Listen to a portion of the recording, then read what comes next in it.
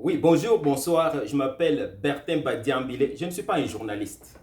Mais je m'invite moi-même dans cette discussion sur la congolité. Mais au fond, on sait que ce n'est pas une discussion sur la congolité. Mais la première chose qui m'attire dans cette réflexion, c'est que pour la première fois depuis très longtemps, une certaine fierté d'être congolais est en train de naître. Parce que souvent, on voit que nos propres compatriotes développent un certain complexe d'infériorité face aux propres frères et sœurs qui sont dans la diaspora dès qu'ils reviennent avec un passeport français, un passeport belge, un passeport américain, canadien. C'est comme waouh, c'est comme des dieux là. Mais pour la première fois, je vois les gens qui se battent, n'est-ce pas, pour la congolité, pour être congolais, de père ou de mère, ou peut-être à 50%.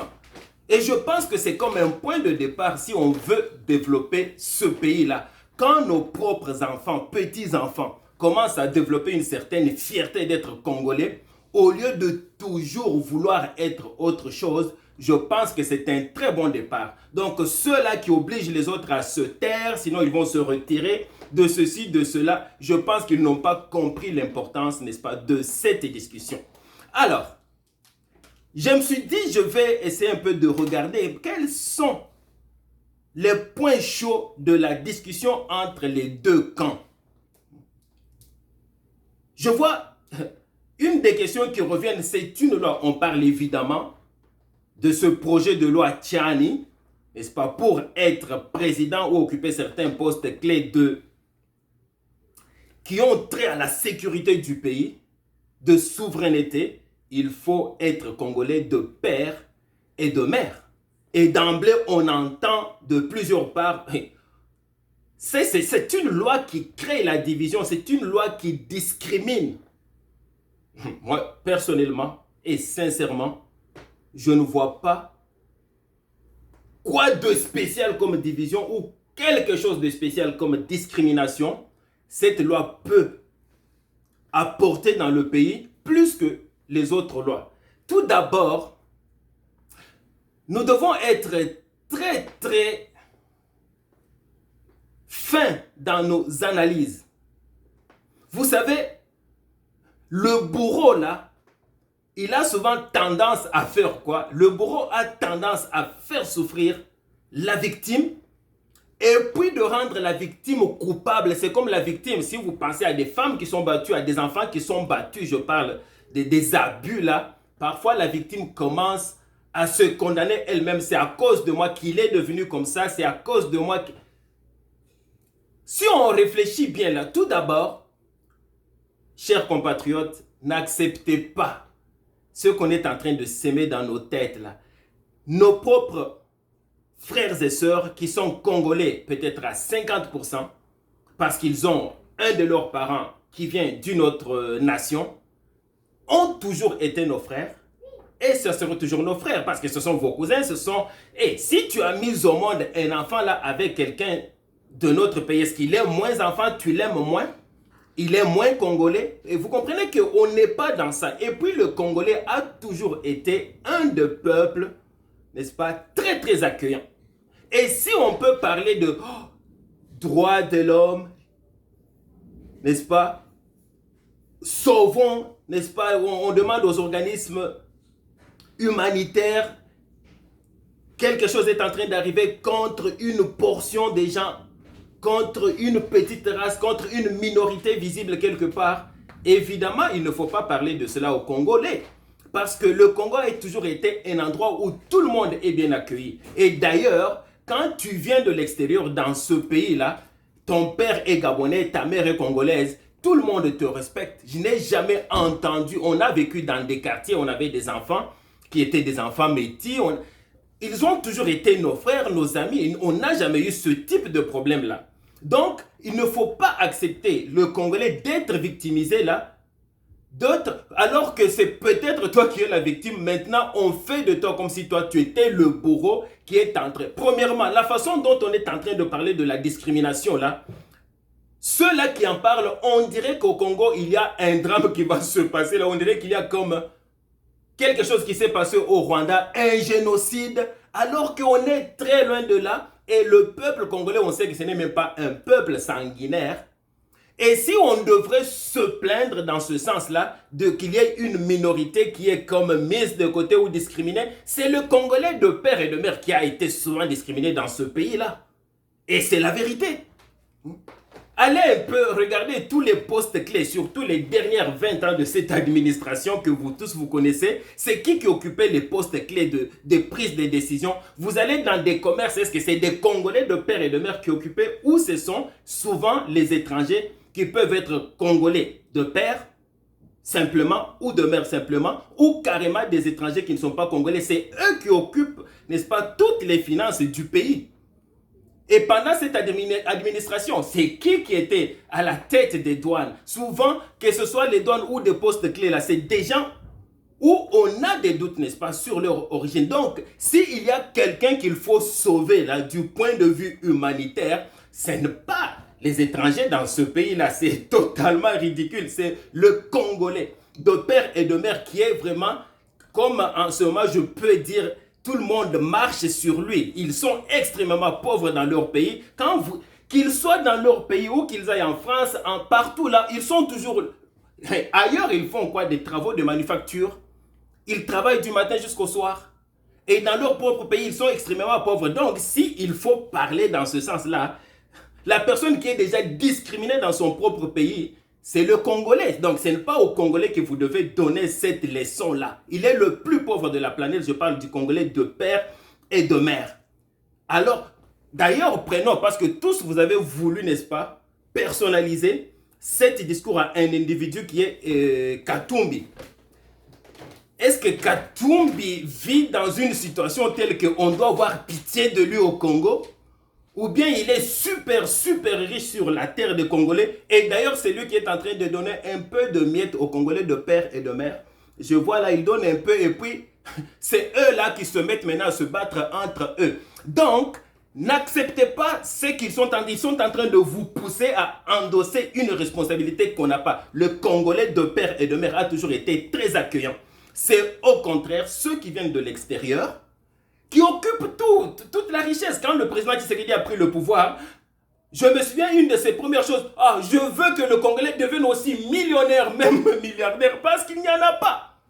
Donc, arrêtons cette histoire-là. Il n'y a pas de discrimination. Maintenant, je vais dire, s'il y a discrimination, ce n'est pas pour dire que sauvons les pauvres qui sont 50% Congolais en termes de sang, parce que ce n'est pas du tout vrai. Allons de l'avant. Est-ce que cette loi-là fait une discrimination? Si c'est le cas, et je pense que c'est le cas partout dans le monde, et c'est le cas dans toutes les lois. Un des arguments que j'entends, que je trouve encore très pathétique, vraiment, ce sont les Congolais de père et de mère qui ont détruit ce pays. Ce sont les Congolais de père et de mère qui ont tué Lumumba. Ce sont des Congolais de père et de mère qui ont, etc. La première chose, est-ce que vous pouvez faire le même raisonnement aux États-Unis, au Canada ou n'importe où? Parce que si vous allez aux États-Unis, là, ce sont les Américains, et il y a beaucoup d'Américains de père et de mère, qui sont dans la drogue, qui sont dans le trafic des armes. Il y a plus de 10 000 tueries en armes comme ça, n'est-ce pas, des civils, par année aux États-Unis. C'est à cause des Américains de père et de mère, une grande majorité. Et donc, on doit tirer quelle conclusion? Est-ce que tous les pays de ce monde ici sont des pays riches? Il y a des pays qui sont pauvres à cause de père et de mère. Est-ce qu'il y a quelqu'un qui est allé chez eux pour tirer une conclusion? En quoi est-ce que ça regarde quelqu'un d'autre si quelqu'un de père ou de mère a mal agi? Est-ce que la solution logique serait, vu que ceux de père et de mère, n'est-ce pas, ce sont eux qui ont détruit le pays, etc. Et donc, transférons alors le pouvoir à ceux qui sont moitié de père, moitié de mère. Et vu qu'eux aussi, il y a beaucoup de chances qu'il y en a qui vont, n'est-ce pas, être des brebis galeuses, alors pourquoi ne pas transmettre carrément à ceux qui ne sont pas du tout congolais? Et donc, retournons au colonialisme. Réinvitons les Belges chez nous. Parce qu'apparemment, tout allait très bien. Comprenez qu'il est tout d'abord question de la dignité n'est-ce pas, que la fierté que le Congolais puisse aussi s'autodéterminer sur son propre territoire. Il n'est pas tout d'abord et nécessairement question de qui a fait. Et puis même si on veut entrer dans ces détails-là, que oui, ce sont des Congolais de père et de mère qui ont tué Lumumba, mais bien sûr, est-ce que le Congo a jamais été dirigé par le Congolais de père et de mère? Ça, c'est la première question. Est-ce que derrière ceux qui ont tué Lumumba, il n'y avait pas des gens qui tiraient les ficelles qui ne sont ni de père ni de mère? Il n'y en avait pas. Quand Mouzé est mort là, est-ce qu'il n'y avait pas des gens qui tiraient les ficelles qui ne sont ni de père ni de mère? Et puis là, ce n'est pas aux Congolais que vous devez donner cette leçon-là. Parce que si on regarde la France, on regarde les États-Unis, on regarde le Canada, on compte les années depuis qu'ils sont vraiment une république, depuis qu'ils ont, n'est-ce pas, des élections avec des présidents là. On va poser la question, combien parmi eux là, dans tous ces pays-là, ils ont eu quelqu'un qui n'était pas de père et de mère comme président? Combien? Et si on regarde notre histoire qui est trop récente de seulement 60 ans là, parce que dans tout ça, la réflexion devrait être en termes de pourcentage, en termes de ratio. Combien de Congolais de père et de mère sont dans la République démocratique du Congo? C'est peut-être 98% sont des Congolais de père et de mère. Absolument. Et donc, logiquement, là, les premières 60-61 ans de notre indépendance, on devrait avoir, si on était comme tous les autres là, 100% des gens qui ont été présidents, parce qu'il n'y a eu que trop peu de présidents. Donc, Kasavubu, Mobutu, et les deux Kabila et Tshisekedi, sur les 5 présidents là, vu la ratio qu'ils représentent presque 98%, ça devrait être tous les 5 des Congolais de père et de mère. Comme on en a aux États-Unis, comme partout. Vous allez parler de Barack Obama. Je vais revenir à Barack Obama. Et regardons combien de présidents ils ont eu avant d'arriver à un Barack Obama.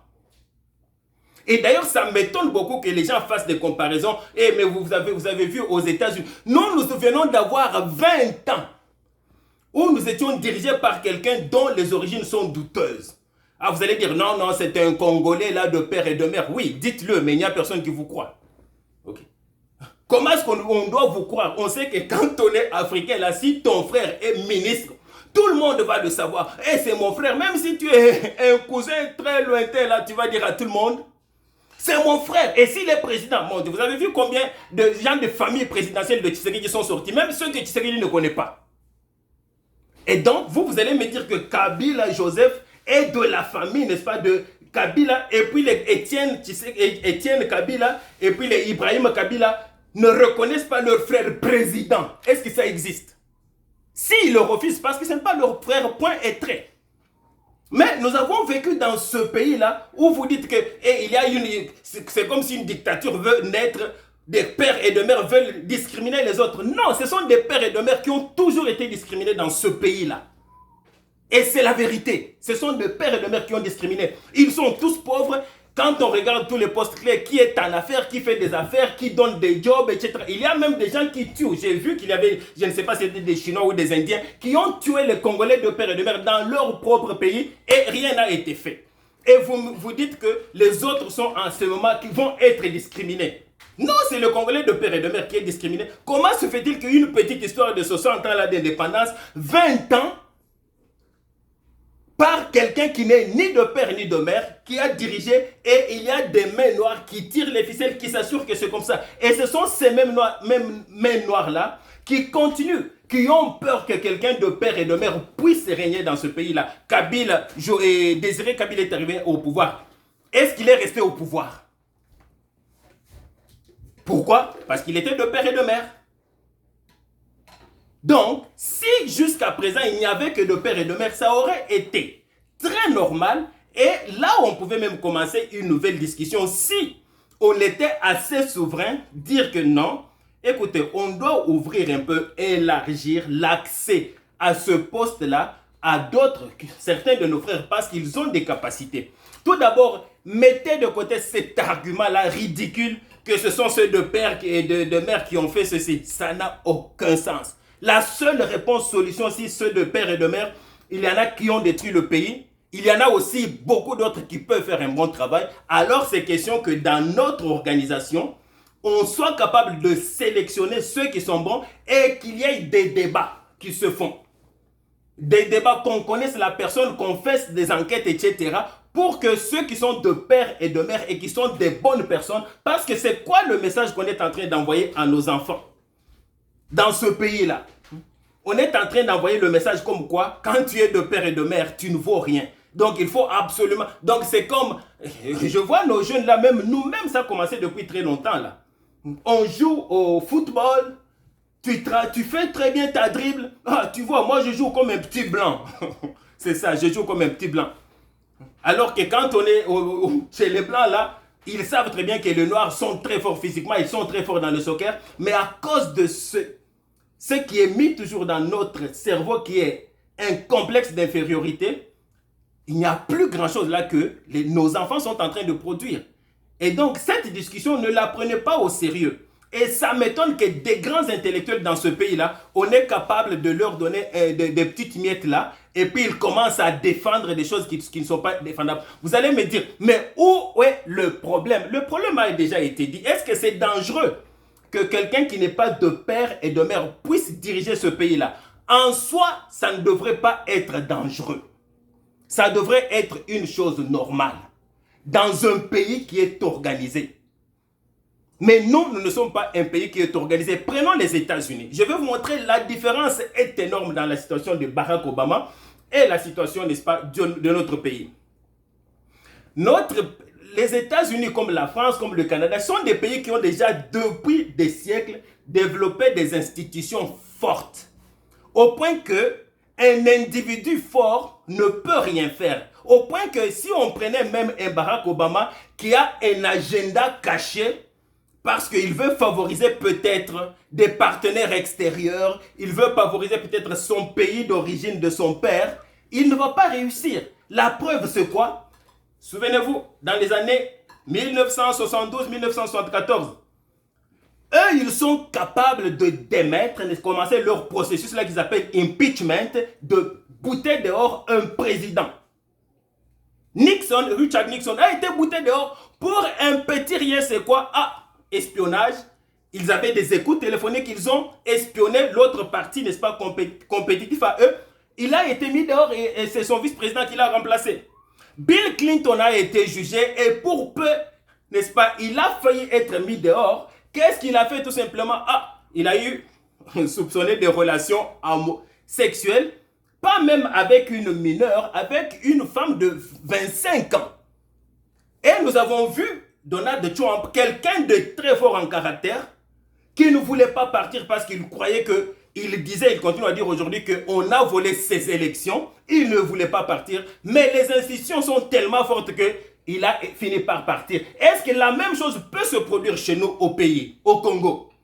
Nous avons eu Kabila. Tout d'abord, pourquoi le choix de Kabila? Quand Mouzé est mort, parce qu'il n'y a pas de Congolais de père et de mère capables. Donc il y a une main noire qui est en train d'étudier systématiquement comment détruire le Congolais de père et de mère. Pourquoi ne pas choisir aussi quelqu'un qui était déjà connu dans ce pays-là, que les gens pouvaient accepter facilement? Ça, c'est déjà un indice. Et puis, il a pris le pouvoir. Avons-nous besoin des preuves qu'il a tué des Congolais, que beaucoup de Congolais ont perdu la vie? Voulons-nous des preuves qu'il y a eu beaucoup de Congolais qui ont fui le pays, que la pauvreté a atteint des niveaux, qu'il y a eu des fausses communes, etc. Mais combien est-ce qu'on était capable? Avons-nous des institutions qui ont mis Kabila dehors? Non. Laissez les institutions, entre guillemets, institutions qu'on avait, c'est quoi? Aller faire des marches, des manifestations, recevoir des balles, 100 personnes mortes et puis on enterre, il n'y a rien, pas de justice parce que tout... Donc vous comprenez qu'on ne peut pas comparer les États-Unis avec le Congo. Le Congo est encore trop fragile. Donc si on peut avoir une loi pour commencer à protéger certains, n'est-ce pas, postes de sécurité, postes de souveraineté, ça vaut la peine. Moi, ça m'étonnerait que nos députés ne puissent pas comprendre cela et qu'ils puissent recevoir quelques sous. Déjà, tout d'abord, est-ce que cette loi-là, c'est pour protéger les Congolais de père et de mère? Absolument pas. C'est pour protéger les Congolais, point et trait. Parce que ce n'est pas non plus tous les Congolais qui sont 50% là Congolais, qui sont tous riches, non. Il y en a d'autres qui vivent dans des conditions faibles. Quand les derniers 20 ans, à part ceux-là qui sont riches, tous les autres, on a grandi avec des Congolais qui étaient des pères portugais, la mère était congolaise, etc. On souffrait ensemble. Donc, cette loi-là n'est pas là pour juste protéger les Congolais de père et de mère. C'est faux. C'est pour protéger le Congo et protéger la souveraineté. Pourquoi est-ce que je parle de la souveraineté? On a donné cet exemple-là. Supposons par exemple que celui qui est de père congolais et de mère, prenons par exemple, angolais, ou vice-versa, il a pris le pouvoir. Tout d'abord, on ne peut pas nier que notre pays, contrairement aux États-Unis, il est envié par tous les voisins, il est envié par la communauté internationale. Tous les pays voudraient avoir une part du Congo. Juste ça, tout seul, c'est une raison suffisante pour pouvoir bloquer certains postes clés de sécurité ou de souveraineté. Juste parce que tout le monde veut avoir la part du lion, n'est-ce pas, dans le Congo. Qui n'a pas parlé du Rwanda qui est devenu le premier producteur, n'est-ce pas, ou exportateur du coltan dans le monde? Alors qu'on sait que c'est le Congo qui produit cela. Alors, comment est-ce qu'on peut accepter, connaissant tout le fait que beaucoup de gens qui s'amènent au Congo viennent pour les richesses du Congo, pas pour le bien des Congolais? Comment est-ce qu'on peut ignorer cela? Donc, qu'on ait un président qui est moitié-moitié. Et maintenant, supposons même qu'on est dans une situation de guerre, ça peut arriver. Et dans cette situation de guerre, il faut absolument qu'il lance une bombe de destruction massive. Et c'est le président, le commandant en chef seul qui a l'autorisation de donner, n'est-ce pas, cet ordre-là. Et que dans le pays d'où vient son père, il a développé de bonnes relations avec ses cousins, ses nièces, ses oncles, ils ont une bonne relation. Est-ce qu'il va accepter de tuer? Donc, automatiquement, vous comprenez qu'il est partagé, il est divisé. On ne veut pas ça. Et si son pays est dans le besoin économique, donc, il y a beaucoup de raisons qui font qu'on ne peut pas accepter. Une chose est certaine. On peut avoir beaucoup de Congolais qui sont 50%, 50%, capables de faire un excellent travail, aucun problème. Mais quand on fait une loi là, on ne fait pas une loi en fonction de quelqu'un qui peut faire bien un travail. La loi doit penser à quelles sont toutes les brèches possibles qui peuvent nous faire du mal. Et puis on va comme barricader toutes ces brèches là. On ne peut pas faire une loi juste en fonction d'une personne parce qu'aujourd'hui, c'est juste l'ensemble de Katumbi. On pense à Katumbi, mais vous oubliez que Katumbi, Bemba, Tshisekedi sont des gens qui vont passer très vite. Et là, les brèches sont toujours ouvertes. Et si demain, là, aussi quelqu'un d'autre, notre compatriote Sango Mutombo a posé la question à Kalombo Francis, lui demandant: ok, est-ce que tu le fais seulement pour Moïse Katumbi? Si aujourd'hui un Chinois aussi arrive, il est Chinois de père et de mère congolaise, il veut postuler être président, est-ce que tu vas être d'accord? Il n'a pas répondu, il a tourné à gauche, à droite, il a répondu autre chose, mais Sango est revenu. Non, non, réponds à la question. Il a dit oui. Est-ce que vraiment on est prêt? Est-ce que ce pays-là est toujours maintenant pour les étrangers? Est-ce qu'on ne peut pas avoir un temps où on met de l'ordre, on développe aussi des institutions qu'on ne peut pas développer dans un espace de 3 semaines, 3 ans, pas même 10 ans? Quand on est fort, alors on sait que celui qui blague, on est en mesure de le bouter dehors. On n'est pas encore rendu là.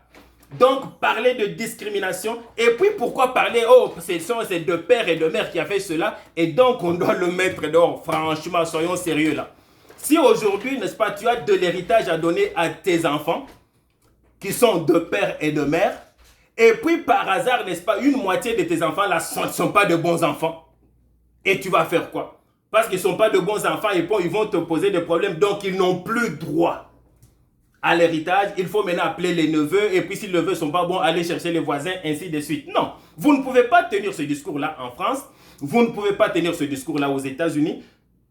Donc, eux, ils ont défini leur loi qui peut devenir président en fonction de qu'est-ce qui est sécuritaire pour leur pays.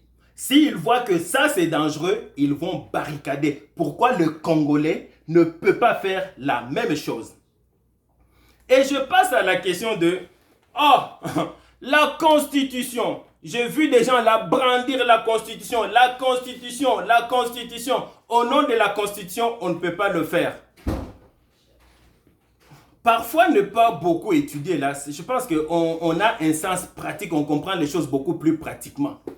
Comme le roi David, comme le roi Salomon, là, ils avaient juste la sagesse Et je pense que ça marchait très bien. Ils sont même plus connus que nos constitutionnalistes aujourd'hui qui ont, je ne sais pas, 50 et doctorats, ainsi de suite.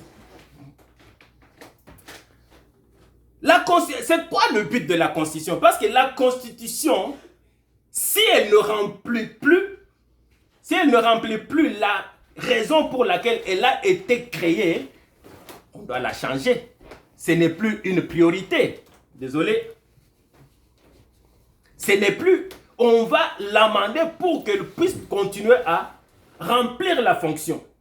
Pourquoi est-ce que la Constitution a été faite? C'est pour protéger les droits et libertés, n'est-ce pas, des Congolais. Je parle de tous les Congolais. Je ne dis pas de 50% ou 100% des Congolais. Et protéger, n'est-ce pas, la souveraineté de notre pays. Et il y a des moments où on se rend compte que certains droits et libertés là commencent à entrer en conflit avec certains droits et libertés fondamentaux. On ne peut pas mettre tous les droits et libertés des individus sur le même pied d'égalité. C'est impossible. Il y a des moments où un droit et une liberté qui, comme sont les conditions de possibilité des autres, doivent primer. La preuve, l'exemple concret, c'est que pendant la pandémie, partout dans le monde, il y a beaucoup de droits et libertés qui ont été suspendus. Pourquoi? Parce que notre droit à notre survie physique, notre intégrité physique, vient avant ma liberté d'expression, vient avant ma liberté de pouvoir me munir avec les autres, ma liberté, n'est-ce pas, de religion, ainsi de suite. Ça vient avant. Il n'y a personne qui est allé au culte. Nous avons fait des mois et des mois, si pas une année, sans aller dans des églises ici. Pourtant, c'est garanti dans la Constitution. Donc, cela veut dire quoi? Ça veut dire, si on prend par exemple, prendre un langage parce que faire trop d'études là, je vois que ça détruit le cerveau chez nous là. Prenons un exemple simple qui n'est pas dans la Constitution. Tout le monde a droit, n'est-ce pas, à respirer l'air, à boire de l'eau, à manger la nourriture. Et puis aussi, après avoir mangé la bouffe, pourquoi pas un bon gâteau? Et pourquoi pas peut-être un bon digestif à la fin. Ce sont les droits, tout le monde a ces droits-là. Mais il y a en éthique, par exemple, ce qu'on appelle parfois conflit des valeurs. Il y a un moment où des valeurs entrent en conflit. Il faut choisir, il faut mettre une échelle de valeurs. Comme en ce moment-là, pendant la pandémie, comme dans l'Est là, du Congo, en ce moment, on a suspendu certains droits et libertés. Parce que, mais la souveraineté, nos frontières sont poreuses. On ne peut pas parler qu'on est vivant là tant que n'importe qui peut entrer et tuer n'importe qui. Donc, ça se fait, on peut établir cette échelle-là. Maintenant, regardons. Parce que tout le monde est en train de plaindre le pauvre Katumbi. On va brimer ses droits et libertés, n'est-ce pas, le droit de devenir président. Waouh! Maintenant, sur l'échelle de valeur là, si on met, parce que quand on parle de cette loi, la Tchani, c'est quoi la valeur ou c'est quoi le droit qui est en arrière? C'est la souveraineté du pays. Que je considère moi comme respirer l'air. Tu ne peux pas m'empêcher de respirer l'air. Juste 2, 3, 4 minutes, je suis mort. Mais tu peux parce que si on doit comme faire des choix, il y a des moments où, non, écoute, on peut suspendre le digestif, le gâteau, la bouffe, la nourriture, l'eau, mais il faut tout d'abord privilégier l'air si on doit faire un choix. Et puis après là, tu sais, on ne peut pas rester longtemps sans boire de l'eau, et là on va vers l'eau. Et puis la nourriture, on peut faire plus de 15, 20, 30 jours sans manger, on va toujours être vivant. Et puis, donc, si on prend le droit d'être président de la République là, dans mon échelle que je viens de mettre, ça va être quoi? L'air à respirer, l'eau, sans quoi, après peut-être, je ne sais pas, 7 jours, 10 jours, on est mort parce qu'on est déshydraté. La bouffe, le gâteau, ou bien c'est seulement peut-être le digestif à la fin. Pauvre Katumbi, qu'est-ce qui lui manque dans ce pays-là? Oh, c'est la fin du monde, on risque. Et si Katumbi ne devient pas président, est-ce que tous les autres Congolais vont devenir des présidents? Est-ce qu'ils vont devenir le président? Il n'y en a pas qui sont déjà exclus par le simple fait que le Congolais de père et de mère est pauvre, il ne peut pas venir avec 100 000 $. Ce n'est pas une discrimination là selon vous. Et puis on doit amener le droit de l'homme, n'est-ce pas, au Congo pour sauver le pauvre Katumbi. Il doit absolument devenir président. Soyons sérieux. Ici, il est question, on sait que nous ne sommes pas encore bien organisés. Nous avons vécu 20 ans où tous les Congolais, désolé de dire tous les Congolais, c'est une généralisation abusive, une très grande partie des Congolais pointe toujours le doigt au Rwanda, au Rwanda, au Rwanda. Et ce n'est pas, c'est le Rwanda qui dirige.